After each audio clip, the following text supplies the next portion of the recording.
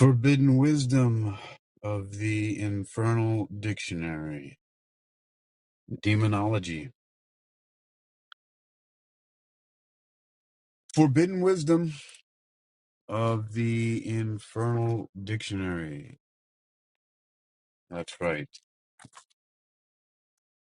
Demonology.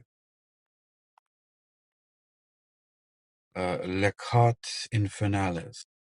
The infernal cards. Let's take a look here. This is not in any particular order. Not in any particular order.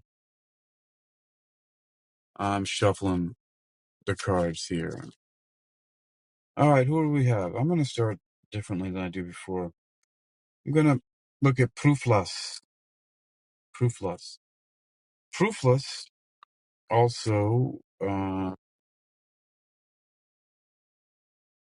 also Busas or Bufus, is a prince and duke of hell in command of 26 military units. Demonographers claim that he may manifest in the form of a man with the head of an owl or a lion. Proofless. So the head of a man or a lion. Well, let's take a look what that first one might say for you. 411. Proofless. Well, Proofless, also called Bufus, is a prince and duke of hell in command of 26 military units. According to Wire's Pseudomonarchia Demonium, he can manifest as a man with the head of an owl or lion. Although he can be helpful to those who summon him, he enjoys setting people against each other and delights in causing conflicts, wars, and ruin. Inspiration. Proofless is said to have made his home in the Tower of Babel, or Babel. The story of the Tower of Babel ends in tragedy as all of the workers who were striving to create the great tower were scattered to the end of the earth, and their languages were confounded so that they would not have common ground or conversations going forward. As a result of that scattering, men who had previously worked together turned against each other, and that division lasts until this day. As a cautionary tale, that of the tower is similar to dealing with Proofless. Although he is willing to assist those who summon him in their endeavors, he seeks to divide and set groups against each other for his own amusement. Well, isn't that what a demon would do? Hello, Jack. Set people against each other for his own amusement. The divination here, the warning, Proofless comes into life. This is the demon that you're dealing with if this is what happens. It says, beware of individuals who spread gossip and discord for the sake of drama and divisiveness. Distance yourself from those individuals and do not be dragged in. So Proofless, he enjoys setting people against each other and delights in causing conflicts, wars, and ruin. So you have to beware of individuals who spread gossip and discord for the sake of drama and divisiveness. Distance yourself from those individuals and do not be dragged in. So these people may be possessed by the demon Proofless. If they're spreading gossip and discord for the sake of drama and decisiveness, you got to get away from them, lest Proofless jump into you. All right, let's see what else we got here. We'll shuffle them up, shuffle them up, shuffle them up. All right, who's coming next? What next must you?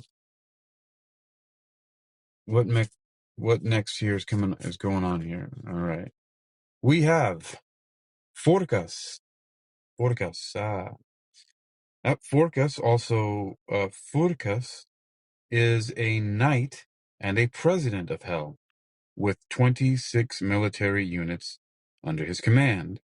He rides a pale horse and carries a lance, and demonographers say he has a long white beard. Gandalf, anyone? All right, let's see. Well, what about the one before him? Also 26 military units. Proofless has 26 military units. Well, you know what that calls for? It calls a little bit of demon neutralization by going into the angel numbers book. Since we had 226 in a row. Let's see what the number 26 says in the angels. Angels come to our guidance here, and we have to call the angels in every once in a while when we're messing around with demons, right? So we're just doing demonology. Let's call some angels. There's two 26s in a row. They both command 26 military units. 26. What is 26? Money flows. Money is energy. Prepare yourself to receive it. Oh. Abundance is coming to you in all forms, and one way it can present itself is financially. Gratitude creates the clearest pathway to you. Sit in meditation today and reflect with a grateful heart on all that you already have been blessed with in life. All right, 26 came twice because both of these demons that I'm studying here so far in this demonology, that's what demonology means, right? The study of demons. And it's giving you lots of guidance and warnings. We had two 26s in a row, and 26 is money flows. Money is energy. Prepare yourself to receive it. Abundance is coming to you in all forms, and one way it can present itself is financially. Gratitude creates the clearest pathway to you. Sit in meditation today and reflect with a grateful heart on all that you already have been blessed with in life. All that you already have been blessed with in life. All right, and that's Mr. Forcus, the demons. All right, let's take a look at, as we go further here, what can we learn, and how do we know that Forcus, the demon, is around, right? How do we know that Forcus is around, right? So let's look at a little bit more of an annotation about Forcus. This Forcus, also Foras, is a president of hell with the oversight of, wait, this is 29. Hold on for a second. On the card it says 26, I swear. You see now, even the demons are gaslighting me here. Let me look at this closer. Oh, Shiza. It does say 29. How did I see 26? Bro, there's some demonic stuff going on here for real. Yeah, he tricked me into reading a card that was for our benefit to tell us that money was coming. But now I have to read. Now I have to read 29 because I was off. I mean, what the hell was that all about? I mean, you know, I don't know. But 29 center. I guess this is a way for me to call the angels in to help us out here. Angels, we're dealing with demons. Let's angelify this. 29 center. Hold on to your purpose. When the swirling forces of life distract you, remember what your goals are. You have a reason to be here. Focus on that, and all will be well. Lie down and place your hands on your solar plexus chakra, just above the navel. Repeat this mantra: I have a purpose. I have a purpose. Oh, I'm going to rename this a little bit. I'm going to put a little, yeah, I'm going to go, come on now. Can we please just cooperate? Cooperate. Just want your cooperation.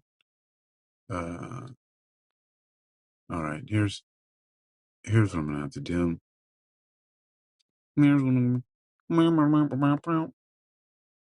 right. This is really not cooperating. There we go. Oh, that's not actually what I want. All right. Hold on. So I'm trying to make some fancy lettering here, and I found it. I'm gonna do this just because it's fun. So I'm gonna change the title here, but as I change it, it's not gonna be what you think. Let's see. There we go. Yes, I got it. So I'm changing the word angels to something. There we go. Good. And now let's see. Can I see I'm not very familiar with this what you call it, the iPhone, which I've had for several months now. Come on.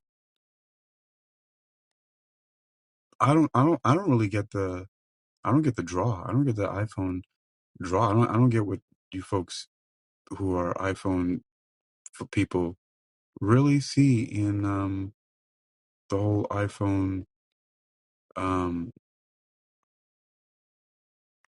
like everybody loves iPhone so much. But so many people demonology. Yeah, OGY. People swear by it. All right, there we go. I'm just gonna leave it like that. Now it says angels. See that? See that? AE. Angels, forbidden wisdom of the Infernal Dictionary, demonology. All right. All right. So the number 29 says center. All right. The demon's trying to throw us off. Let's look at Forcas again, or Forsas, or Foras. The president of hell with the oversight of 29 legions of demons. According to Wyer's Pseudomonarchia Demonium, Forticus is not described as having any strange or animal form. Instead, he appears, according to demonologists, as a strong and hardy man, sometimes a knight on horseback and carrying a spear, always in human form. He often manifests with long white hair as a symbol of his age and wisdom. Inspiration. Forcas is said to have many gifts and specialities, all of them of benefit to the summoner and given with general goodwill. Who the fuck in their right mind would summon demons? Like, this is what I don't understand. Like, what the hell were people thinking back in the day, right? Summon, like, because all the time it says, you know, with benefit to the summoner and given with general goodwill. I mean, knowing just, but I guess maybe not everybody is a Christian or Catholic or a Muslim or a Jew or any of those Abrahamic religions or anything that believes in demons, really. So maybe they're just like, people were summoning all kinds of creatures. And, yeah, well, but most of us know about demons from, movies like The Exorcist and stuff like that. So we have that impression upon us. All right. He's said to have many gifts and specialities, all of them of benefit to the summoner, and given with general goodwill. He is knowledgeable about many sciences, including the uses of stones and herbs in medicine and alchemy. He is gifted with all forms of public speaking, from logic and debate to speeches and persuasion. He can find and recover treasures, and he is a great lover of the arts. Forcas's gift is his ability to gift the conjurer with some portion of his logic and ingenuity and to help them express themselves eloquently. All right. The divination here is focus on gaining eloquence and grace. Focus on gaining eloquence and grace. Well, is that demonic to you? And if a being or creature or an energy or vibration or frequency, right, helps you uh, with public speaking, logic and debate, persuasion, and help you to gain eloquence and grace, is that so bad? I mean, unless in the tradition of like Catholic stuff and demons and things like that, like they want something from you, right? Like you got to sell your soul or some other crap like that. Then I can see what the problem is. But when maybe I watched a little too much of the show Supernatural and other things like that, and just read a little bit too much into these things, where you're always constantly being, they have the crossroads demons and stuff like that, right? So, all right, who's next? We have Mammon. Oh, that's one from the Bible, right? Or I think so. They say you cannot serve two gods. You cannot serve two masters, God and Mammon. All right, so this is Mammon here, and Mammon is the personification of greed, and he allegedly taught mankind how to strip mine the mountains for gold and other treasures. His name comes from an Aramaic word for material wealth. So that's what that means in the Bible. You got one cannot serve two masters. You cannot serve God and Mammon. So material wealth. Interesting. The first time I ever heard the term strip mine was from a thrash hardcore band called Sepultura, a heavy metal band, one of my favorite heavy metal bands, as a matter of fact, from Brazil. And there was a line in, I think the song was called Biotech is Godzilla, and it goes, strip mine the Amazon strip mine the Amazon for seeds of life itself. I don't know. Natives get nothing. Biotech. Yeah, it's from the song Biotech is Godzilla. Yeah, well, I don't really comprehend how, um, oh yeah, it goes, strip mine the Amazon, force cells of life itself, gold rush for genes is on, natives get nothing. Wow, I appreciate the brilliance of Max Cavalera and his lyrical uh, profundity even more as time goes along. Look, because he made a nice little analogy. It says, strip mine the Amazon, force cells of life, strip mine the Amazon, force cells of life itself, gold rush for genes is on, natives get nothing. And in here, they use the word strip mine. It says, Mammon allegedly taught mankind to strip mine the mountains for gold and other treasures. That's cool. So Max Cavalera used that in the song Biotech is Godzilla. Strip mine the Amazon, force cells of life itself. Gold rush for genes is on, natives get nothing. All right, let's see what Mammon, how we might know that Mammon is around, right?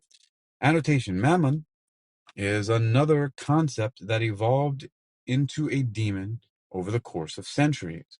Initially, the Aramaic word mammon was simply a neutral word for material wealth.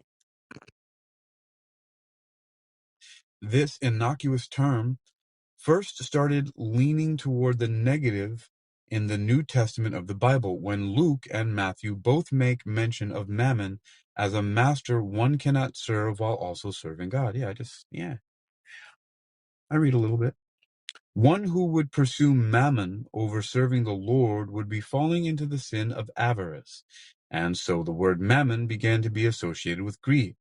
Colin de Plancy quotes Paradise Lost, one of the first appearances of Mammon, as a personification of avarice, in which Milton names Mammon as a demon who spent his time before the fall from heaven thinking about the riches on earth, and later taught men how to rifle the bowels of their mother earth for gold. All right, inspiration. Many things are not so bad in moderation. A tiny bit of greed could arguably act as a force for positive motivation.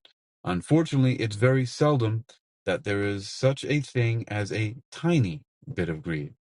Avarice tends to root itself fairly deeply, and each bit of material wealth gained only leads the greedy person to wonder how much more can be acquired. And the divination? Beware of avarice. So if you find yourself feeling avarice, maybe mammon is around, right? Beware of avarice. Focus on gaining needs and comforts. Avoid not being able to appreciate what we have in the constant pursuit of more. Which reminds me of, let's go back to the angels. I think that the angels, one of them was at 26 or 29 that I just looked at, that talked about that. Let's take a look. It was 26. 26, the angel says money flows. Money is energy. Prepare yourself to receive it. But it says abundance is coming to you in all forms, and one way it can present itself is financially. Gratitude creates the clearest pathway to you. Sit in meditation today and reflect with a grateful heart on all that you already have been blessed with in life. Right? So reflect on all that you already have been blessed with in life. That's what the angel number 26 tells us. And so this divination here also says for us to appreciate what we have. Yeah. Avoid not being able to appreciate what we have in the constant pursuit of more. All right. So it tells us basically to do what the angel number 26 says, which is sit in meditation today and reflect with a grateful heart on all that you already have been blessed with. It's possible that doing something like that is a remedy that can neutralize this demon mammon when you have gratitude for what you already have, right? Instead of being greedy, be grateful. All right. Next up, who will come out of the deck here? Who will come out of the deck here? All right. All right. All right. All right. Who's coming out of the deck? Who's coming out of the deck to talk to us? And what demon next do we have to guard ourselves against here? All right. And we have, what a name. Leonard. Can you believe there's a demon called Leonard? You know, that's funny because there was a movie with Bill Cosby that was called Leonard, I think. And it was this funny kind of comedy thing. And it was a ridiculous movie. I think I actually saw one of the Leonard films in the movie theater, actually. I'm pretty sure that I did. Let's see. Going to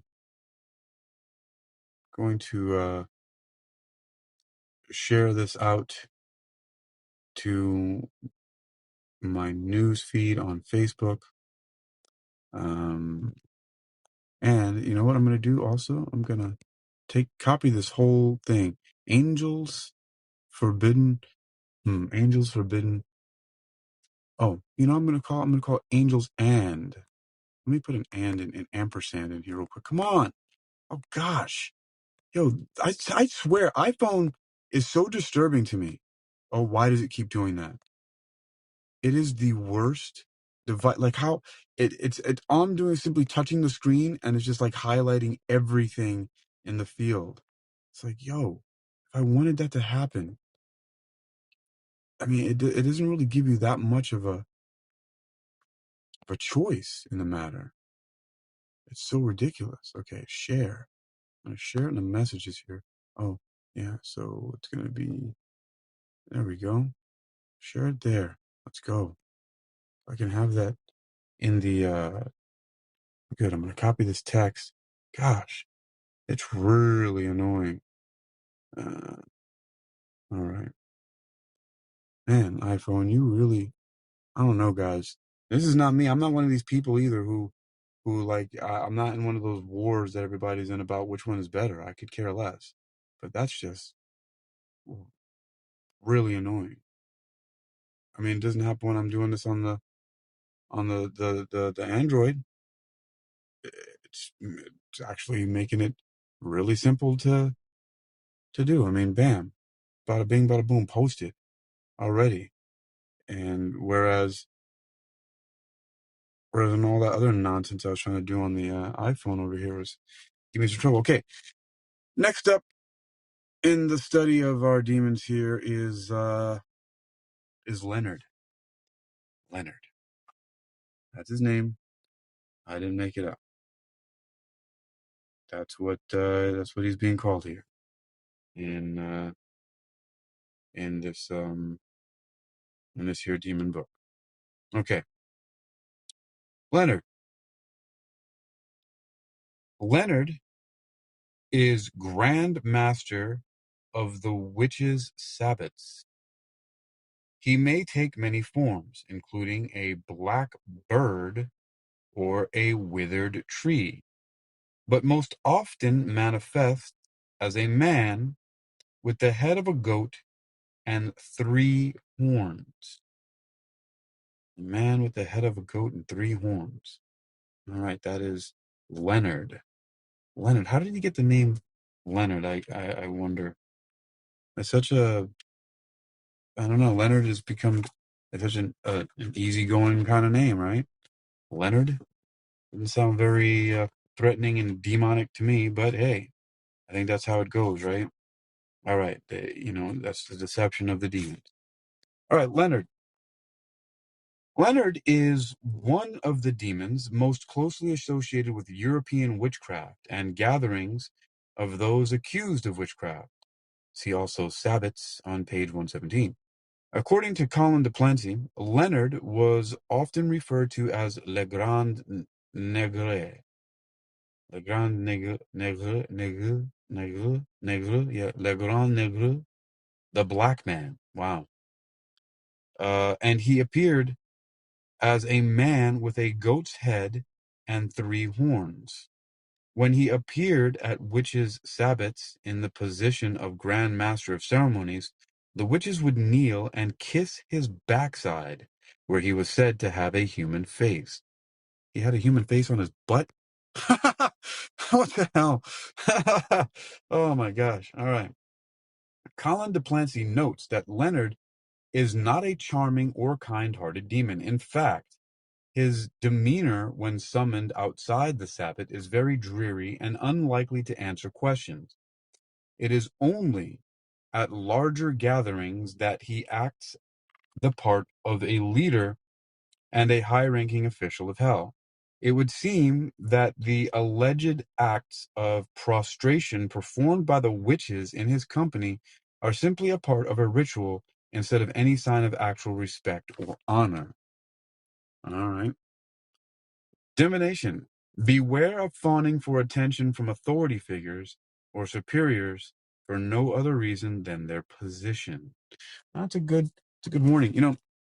The other day, um, some business owner decided he was going to come out. I had a contract with him, and he decided to start talking shit to me. Now, he was drunk, but that's no excuse. And he said some things, and I was just like, whatever. And I walked away, and I drove off, even though I was supposed to be, well, I had agreed to do some work with him.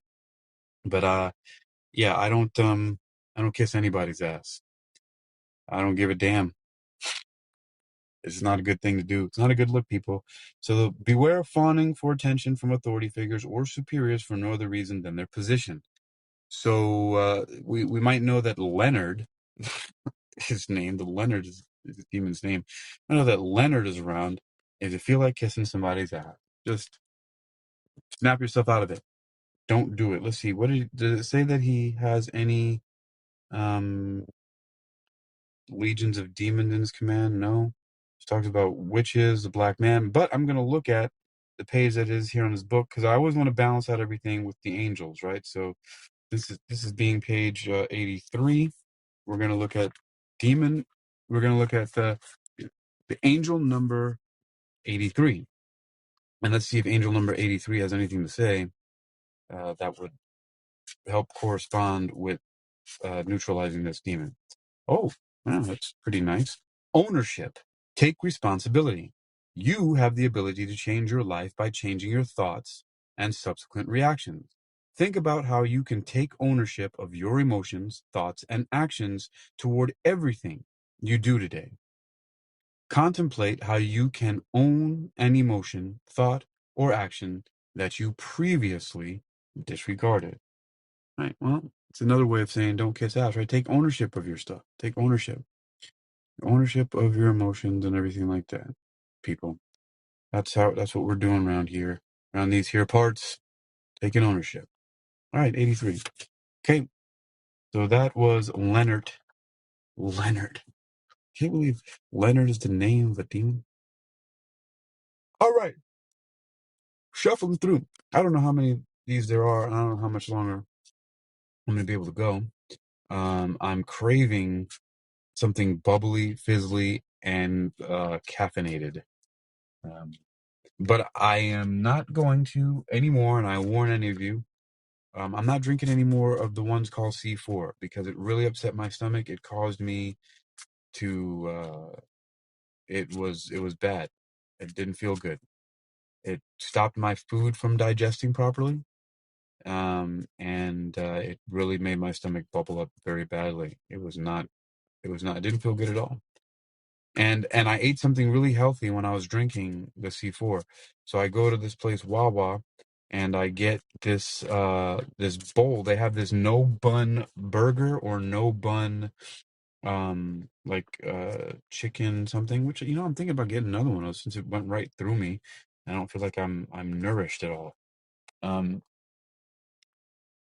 and it it just caused everything to not feel good. So I had it really healthy. These no bun burgers, no bun chicken steak or whatever it is, right? They basically just cut up a burger or cut up a chicken patty that they have, and I dress it up with all kinds of veggies. So I get avocado, I get lettuce, I get, if they have it, I have fresh salsa. I get jalapenos, hot peppers, and no, it's not those things that cause my stomach to feel messed up. I have them all the time, no problem. This is just the first time that I drank a C4 with them. Not a good combination. And C4 is really explosive, but yeah, it's not good. I think I remember having a problem before, and it was so long ago that I forgot. So, yeah, guess you got to remember these things. Got to remember these things, folks. Got to remember what you're putting in the body. All right. Next up, we have, oh, that is hilarious. I just shuffled these cards, and the very next one to come up is actually Sabbat or Sabbath, which was just talked about in the Leonard card.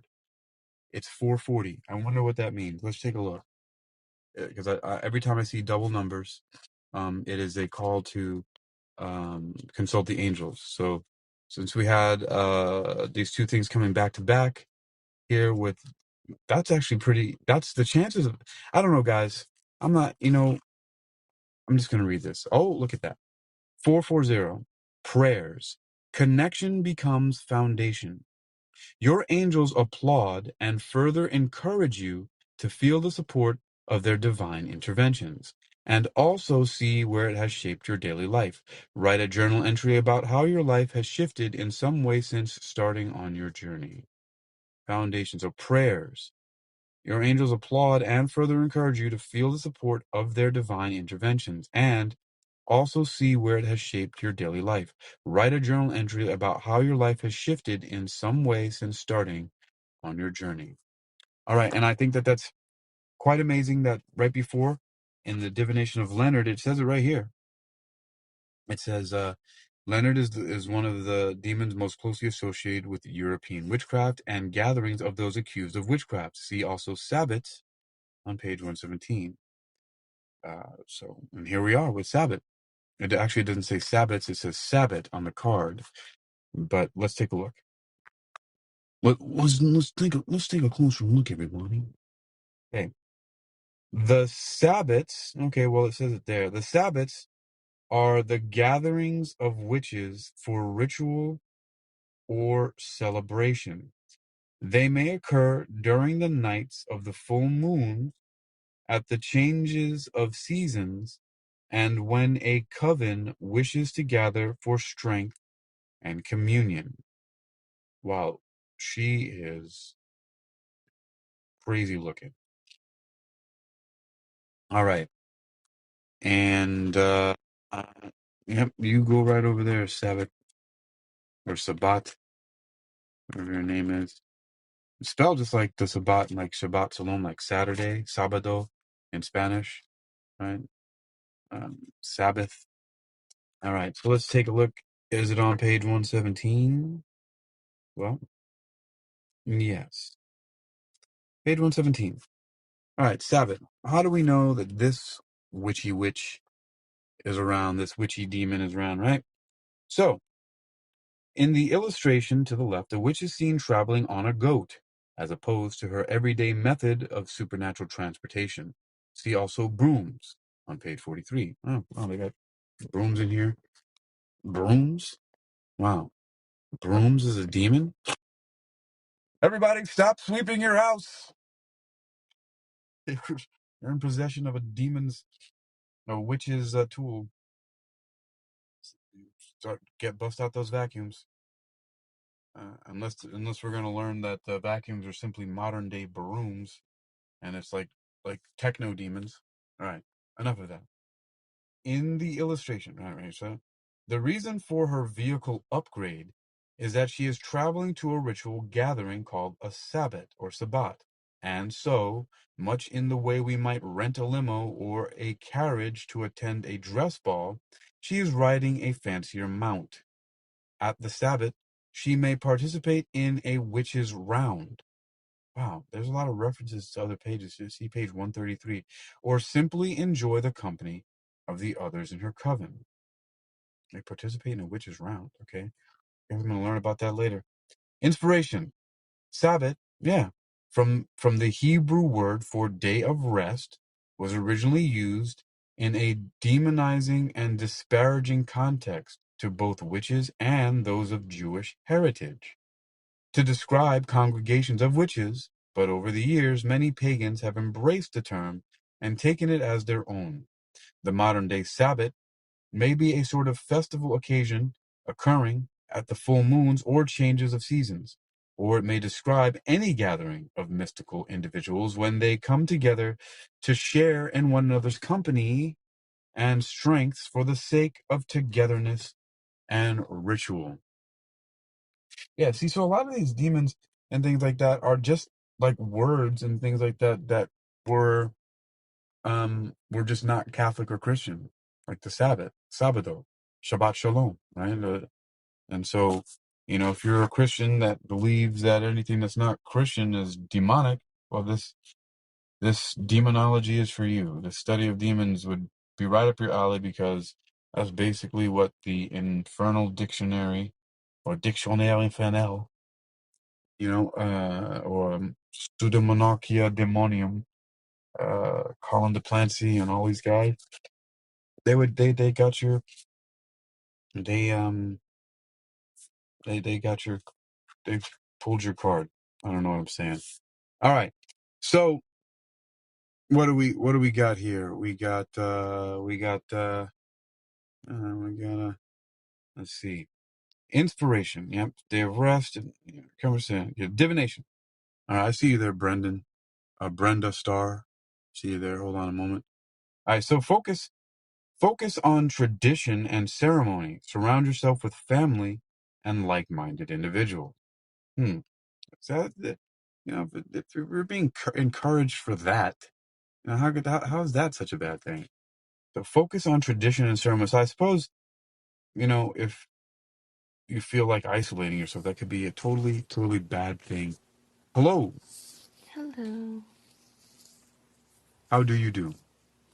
Good. I actually requested to speak because, funny thing, earlier I was on the Wisdom app and I was looking, and then I saw like a category like where they have like the Wisdom people, and I saw your profile pic, and I was like, I was like, he seems like somebody who's like-minded, and I bet you would probably speak one day.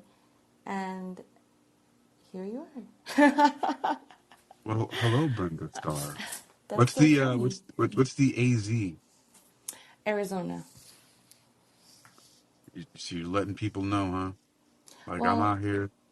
well, yeah, because that's what I do. I let Well, people know about Arizona. really? Mm-hmm. You're like an Arizona metaphysical tour guide? Like, tell me how that works. Yeah, so I like to go around Arizona and showing people like cool spots to eat, or people with special needs, kids, like some places to go that are fun. And I just like to post about like things I like to do, basically. Well, I've been to Arizona and I love it, Yeah. except for the lack of oceans. Oh yeah, I agree. That part we're lacking in that part. I do like the stone formations out there, the big rock formations, Oh the yeah, like red rocks, like in yep. New Mexico as well. I was just about to say the red rocks. That's so funny. That's so funny. Well, red rocks. Like it's a donut. Yeah, I mean, I like the color red too. So it's a double entendre. Red rocks, the color red rocks, and I like red rocks.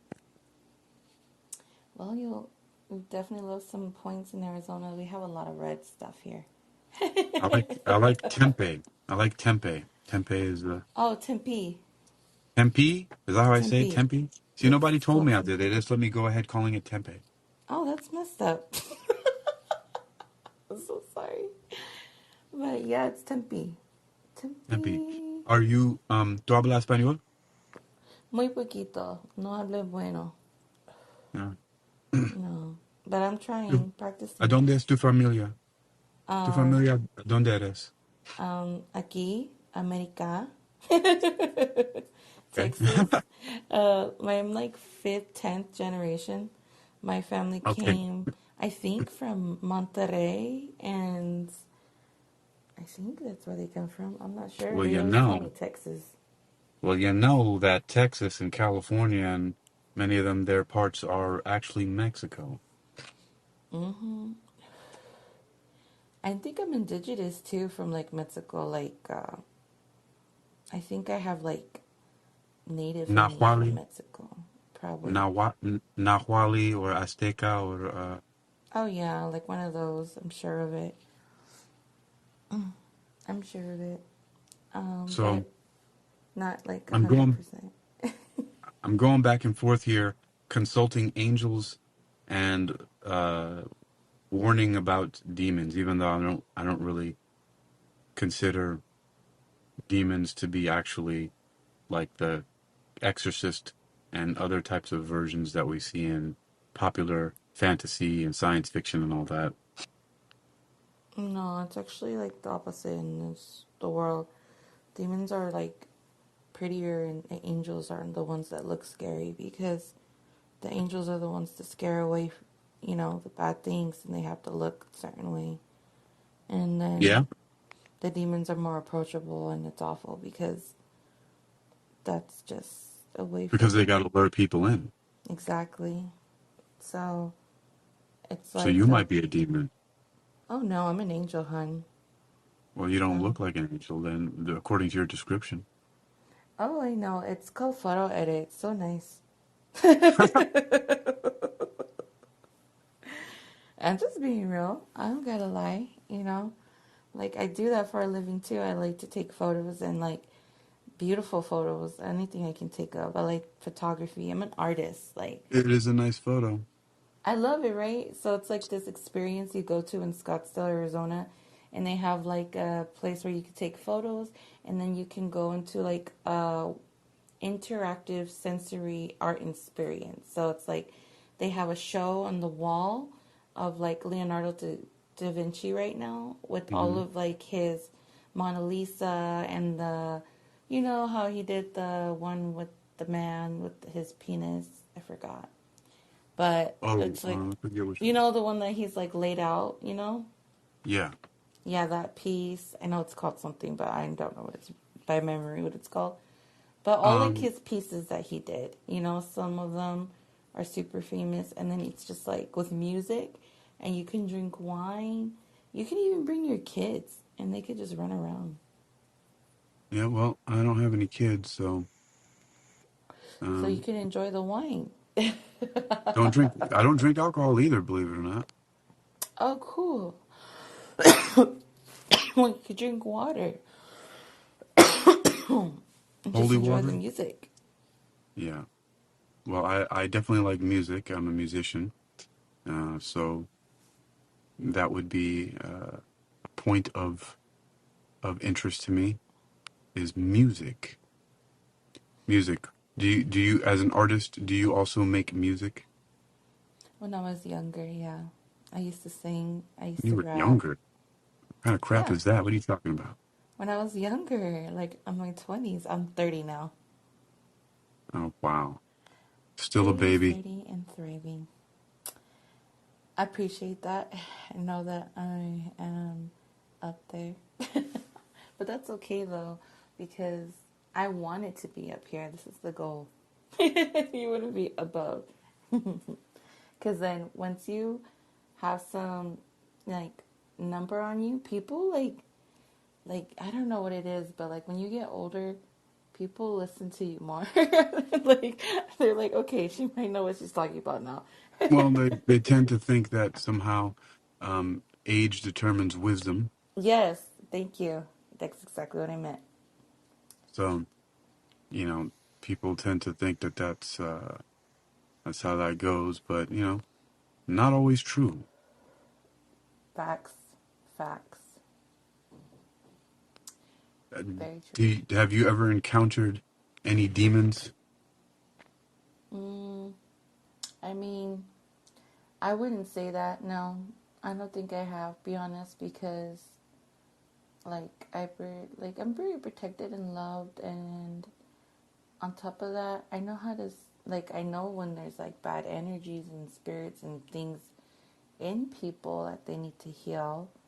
But like me personally, I mean, we all have our like past and traumas and experiences, but no, not like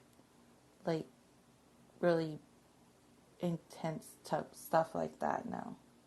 I Well, mean, one time when I was little, right? hmm I got bullied, right?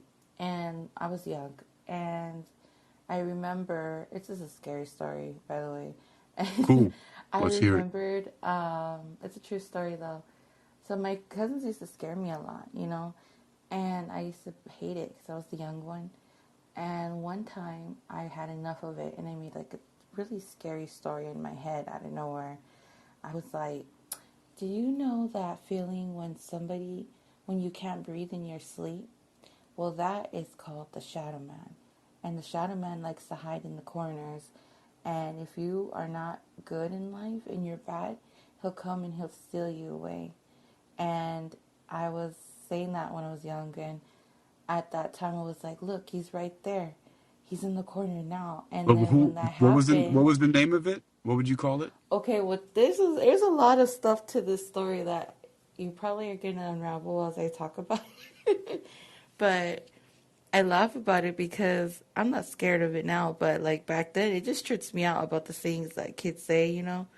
Because I was like young and I just made this up the top of my head. And I was like, yeah, the shadow man is someone who comes in the corners. He's like a man. He wears a hat. He has a suitcase and all this stuff. And he'll come and he'll take you away, like in your sleep, and you feel like you can't breathe. That's him. Wow. And then I said that, and the bookcase in the room, it fell over, the whole Whoa. bookcase. And then they started crying, and they started Well, laughing. But this is where it gets crazy. So I get older, right? In life, I get older.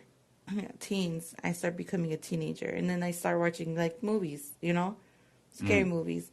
And it turns out there is a mother effing person in like the theater world that's called that. It's like a freaking movie. And I was tripping out, man. I was like, what? It was an actual like thing. And then I keep doing more research, and it's like it just gets like it's real, you know? And I'm just mm, like, "Oh my goodness. Get that away from me." You know, like rebuke that and yeah, it was just crazy because like literally on the top of my head as a kid, I just made it up, you know? mm. I swear. It's crazy stuff. True story though. Well, I mean, I think there was one concept that I knew of before, whereas uh, I found that a lot of the hauntings and poltergeists and things like that that people experience were actually created by their own thoughts. Something called a tulpa, which is a mind-made matter or mind-made objects, or are how a lot of those things happen. But that's just a little bit of a theory, you It know. sounds right though because I was a kid and I was like thinking, you know, like thoughts. So, not like bad thoughts, but like I was just trying to scare them, you know? But it's just that I believe that what you're saying, but then explain the part where this happens in other people's stories. You know what I'm trying to say? Like Well, how that's how tulpas happen. They become like a program that when somebody thinks of something very thoroughly, they give it a like a loop. So like sort of like a movie or a book has a beginning and an end, mhm. and but it's only that information. It's just it's no more than. the story that's created from the beginning of the end. So in a movie, you can have a whole entire story or a book, right? That gives you a lot of information, and so it creates a whole bunch of characters that um, you can Yes. then you can then uh, add a lot of information in it by imagining what they might have been like before in their life, what happened before the movie started, what happens afterwards, and so it's this program, and then it just builds on it. When people encounter that energy, it then they start to then think about it themselves, and they add to it, and then it keeps growing and growing and growing until it seems like an entity that's living and has a mind of its own, but it's really just an entity that's been built by people, and it becomes more and more. Basically, this is the the That ancient. sounds like the math of a movement. You know, it sounds like a math of like you're doing the logic behind how it's created, Well, it's right? just AI. Basically, it's artificial intelligence. So It's it's like the earliest form of artificial intelligence are tulpas. Tulpas and AI are the same thing. I can see how you can. It's true though because it all starts with the thought, like everything, an idea, a process. Like I can see your perspective because it's like in order to even move in a direction in any type of way, you have to have a thought. You have to have Right. like some type of energy behind it. If it's an idea, if it's a story, it's like Hello, Raylan. a muse, you know? Yes. Mm-hmm. I get what you're saying. Let me see. But Hey, Elizabeth McClung, Sir J, and Jack. Yeah, it's I don't know. There are a lot of theories that I played around with. The Tulpa and the AI, though. This is something that I think I need to look into more. I actually, uh, yeah, I'm gonna get into that another time in another place. All right, I have I have these so-called demons on these cards here, uh-oh. and I am Like, uh-oh. What? working working through, and I'm balancing them out with also with the angels. So I have 999 angels with me, and they all have messages for us. So I'm going one by one through these different demons and seeing what what their characteristics are and how to warn people against them, and then they also have something to teach us. So you ready to hear about the next one on the card?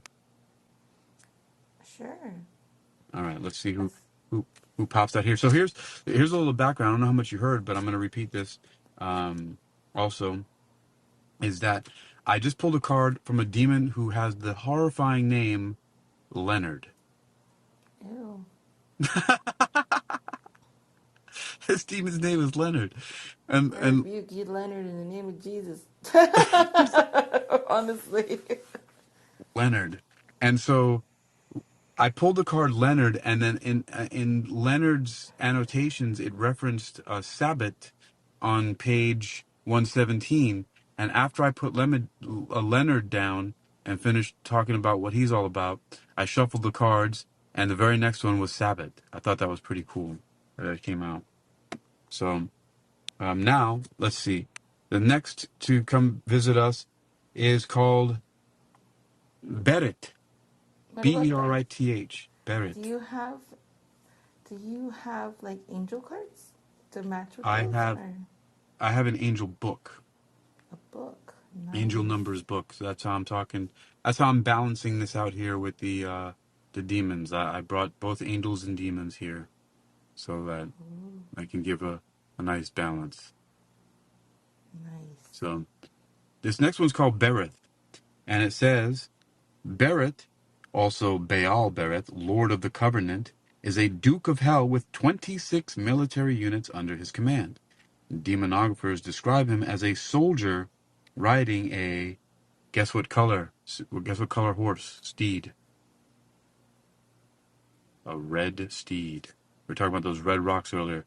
So Barrett is riding a red horse, and he has 26 legions of demons under his command. Let's Ooh. see what more we can learn about Barrett. What does Barrett say here? Barrett. All right, we're gonna. Barrett is Wow, there's a lot of demons with the name B. Okay, Bereth. Okay. As said before, Bereth, also Baal Bereth, Lord of the Covenant, is listed by Wire as a Duke of Hell in command of 26 legions. Colin de Plancy and other demonologists describe his appearance as very human, as a soldier riding a red steed and wearing the crown of his Oh, station. you know what my problem is in life? I don't pay attention to things. Well, I swear, I I don't think pay that attention. sometimes we all don't pay attention to things. But pay attention to this. However, the idols of Baal Bereth of biblical literature had many forms, including flies, which were perhaps actually idols to another Baal, Beelzebub. Bereth is one of the few demons whose weakness is specifically recorded by most demonologists. Most sources agree that in order to command Bereth, the summoner must have a certain magical ring. Lord of the Rings. All Oh, right. And that's too speaking of funny. Lord, there's a book called Lord of the Flies, and it just mentioned flies in it. I think that's where Beelzebub comes to. Lord of the Flies. A movie and a book, and then a movie, Lord of the Flies. Inspiration. In addition to the fairly common demonic skills of telling the past, present, and future, Bereth is also said to have been able to help alchemists turn anything into gold. He was also said to enjoy inciting war and murder. There Ooh. is perhaps some correlation there, for gold is very often the motive behind war, murder, and other dark deeds. And the divination is this: focus on material gain, but beware of greed that can turn into dangerous motivations. So beware of greed that can turn into dangerous motivations. And since he has 26, welcome Elena to the room. And since he has 26 legions of demons in his command, we're going to consult angel number 26 to balance this out. And I think angel number 26, because I read it before, might also have something to say about focus on material gain. Yes, it says, angel number 26 says, money flows. Money is energy. Prepare yourself to receive it. Abundance is coming to you in all forms, and one way it can present itself is financially. Gratitude creates the clearest pathway to you. Sit in meditation today and reflect with a grateful heart on all that you already have been blessed with in life. That's angel number 26. Alright. Gratitude. I don't want to interrupt your show or anything, so I What's should that? let you get back. So I don't want to interrupt your show or anything, so I should let you just You get know, back to your show this is and what you guys wisdom can is all have about, but thank fun. you for listening. And Yes, you you guys can have come a up and say great hello time. anytime. Yes, this is great. This is actually new to me, so it was nice meeting you, and you Nice guys meeting have you a too. nice day. All right, Brenda Starr, Arizona. Bye bye. Later. Oops, I Thank you did. so much for coming up and saying hello.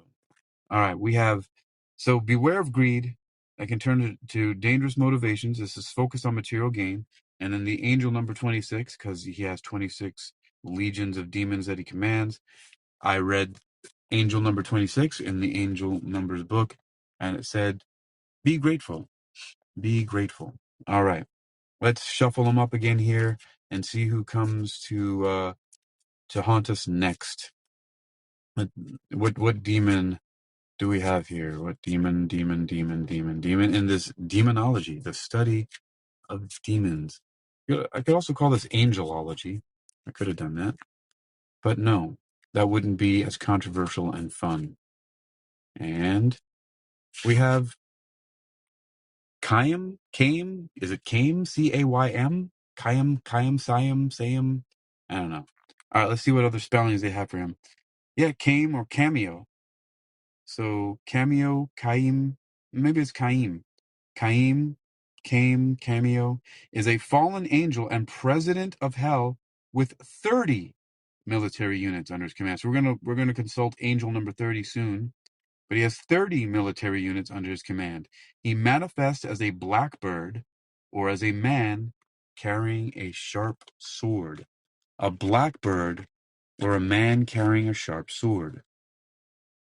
All right, all right, Cameo, Cain. We're gonna take a look. It manifests as a blackbird or a man carrying a sharp sword. All right. Let's look at what his annotations, inspiration, and divination say here. We'll take a look. Annotation. Caim is a fallen angel, first appearing in Wire's Pseudomonarchia Demonium as Caim, C-A-I-M, and later given the alias Cameo in the Goetia. Goetia? Is that Geshe? Goetia?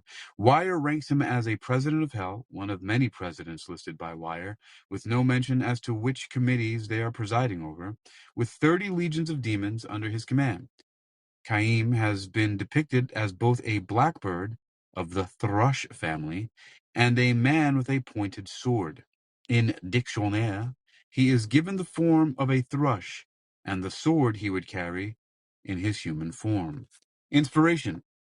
Although many demons are said to have answers regarding... Whoa, didn't we just read one who just said the same thing? Although many demons are said to have answers regarding the past, present, and future, Caim is unique in that his specialty is given to be premonitions only of the future. His form is also somewhat unique. Unlike the raven, the common blackbird was not considered a particularly evil or dark omen in folklore. Perhaps there were simply too many of this very common bird to be considered frightening. As with Beelzebub's flies, we just read Beelbereth, and then, okay. As with Beelzebub's flies, Caim's brother and sister blackbirds may have been his eyes throughout the world, allowing him to pick up news and use that knowledge to predict the future. And I don't even know how to pronounce his name, but I'm saying it like 3 different ways, right? Caim, right, was apparently able to teach those who summoned him how to understand the thrushes, as well as the calls of other birds and animals, and even the sounds of rivers and oceans, so that the summoner might be able to use that knowledge to make predictions. Divination. Focus on listening to ambient sounds for calm, relaxation, inspiration. Well, I have a suggestion. If you go to Spreaker.com, that's Spreaker, you can find I have some free and ad-free downloads of a collection called Solfeggio and the Seas, using the solfeggio tones. There's volume 1 and volume 2. Using these solfeggio tones, 9 solfeggio tones. So there's 18 of those altogether, plus 1 that was used to combat a frequency. And there's a lot of science behind it. I'm not claiming it does anything, but it's supposed to combat a frequency that can destroy the COVID-19 virus if you are one that is concerned about such things. But so I think there are 19 of them altogether, different frequency formulas that I created called Solfeggio and the Seas on Spreaker.com. You can also find them on UniqueEquilibrium.com, so on and so forth. And that's what this inspiration tells us here. If the demon comes around, is to focus on listening to ambient sounds for calm, relaxation, and inspiration. And since he commands 30 legions of demons under his command, we're going to look at the angel number 30, and see what angel number 30 has to say to us. And I say, hello, Helen Kayoma. Hey, it's been a long time, Helen. All right, so trilogy. Mind, body, and spirit grow stronger together. Your efforts to strengthen the bond between these parts of you are fortifying your connection with the divine and creating a brilliant reality. Nurture all parts of yourself today in a ritual of connection. Meditate and picture a brilliant white light running through you, creating links and pathways of communication between mind, body, and spirit. Trilogy. All right, number 30. We got a trilogy going on there. All right. I should have been timing this. Let me see how many demons have we run through here really quickly, because I'm gonna make these. Let me see, 1, 2, 3 on this side, and I think 4 on the other side. So that would be 7. So I'll do one more, and then I'm gonna go on to a part 2 of this, because I want to keep these. I'm going to set my timer next. I'm going to keep these an hour, so that I can download them and repurpose them, because I think my sound is coming out pretty well these days. So I'm going to do one more, and then I'm going to come back and make a part 2. So what silly demon in this study of demons, this demonology, hello truly Julie, do we have here to say hello to, and might give us some warnings, and different things like that. So, all right, we have Lamia. Huh. I knew a girl named Lamia Hyder in junior high school. One of my first crushes, but I had a lot of those. And but let's see what Lamia is, and this is quite a gruesome image. All right, Lamia. Lamia, like the name Leonard, doesn't seem to be too menacing, but I mean, come on. Lamia was once a beautiful queen whose grief, oh, this is sad, whose grief over the loss of her children turned her into a monster. Lamia also refers to later monsters, women who rob graveyards to feed on the dead. That is gross. Yes, that's what this picture is here. It shows this crazy looking lady ripping a corpse out of the ground. Ew. She's going to feed. That's really grody. All right. So you have Lamia. That's really demonic, right? I mean, that's just horrible. If we're in the sense of what demons are supposed to be, right? They're just evil and gross. All right. So let's see what else, and then I'm going to cut this out here and come back after I go get myself something bubbly and fizzy to drink. Hello, Sherry Davies, who practices neuro-linguistic programming. All right. So Lamia. Lamia. Lamia, Lamia, Lamia. What's the annotation for Lamia? Lamia, according to Greek mythology, was once a Libyan queen of great beauty. But grief over the loss of her children turned her into a terrible child-devouring monster. Some sources say that the goddess Hera forced Lamia to eat her own children. God damn it. And, driven mad by the act, she punished other mothers by taking their children from them. In later centuries, the name Lamia was used as a generic term, as the modern-day boogeyman, meaning horrific women who raided graveyards for food or fed on the blood of young men. Now, they're really demonizing women here. Inspiration. By all accounts, before the tragedy in Lamia's life, she was a lovely and generous woman, beloved by many. Later interpretations of the legend of Lamia posit that it was jealousy of that very beauty that led Hera to punish Lamia. Sources disagree as to whether Hera's jealousy stemmed from Lamia catching some suitor's eye or whether she was just affronted by her beauty in general. But the end result was the same. Nothing of the once beautiful woman remained after her terrible experience. She became the inspiration for generations of cautionary tales told by parents to misbehaving children. Be good, or the Lamia will come for you. Her tragedy was twofold. First, she lost the children she so loved, and then she lost herself. I have an experience similar to that. I lost my beloved, my best friend, my wife, and I voluntarily started to allow myself to become a monster. I almost got there, but something turned me around. I don't know what it was. I don't know.